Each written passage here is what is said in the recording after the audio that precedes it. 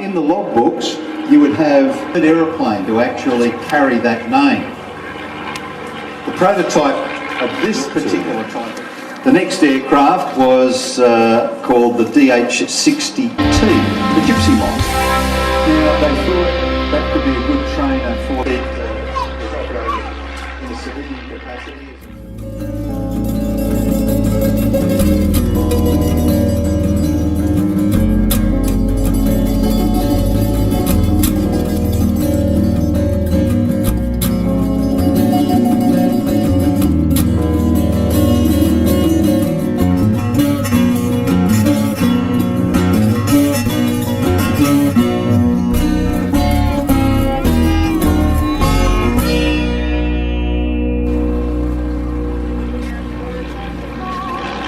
Again, you can see Andy's flying the aircraft from the back.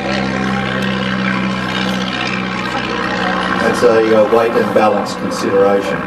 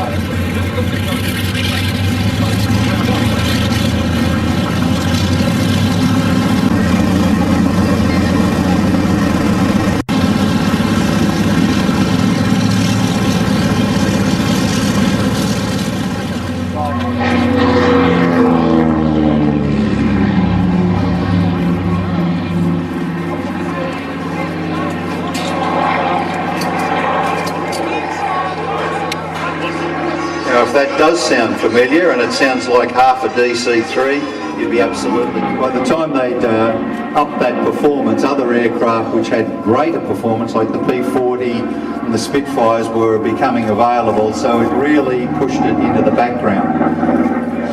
There were 7 units actually operated the Boomerang, 3 of them on basically home defence duties, 2 of them on overseas combat, and the rest remain in Australia for training.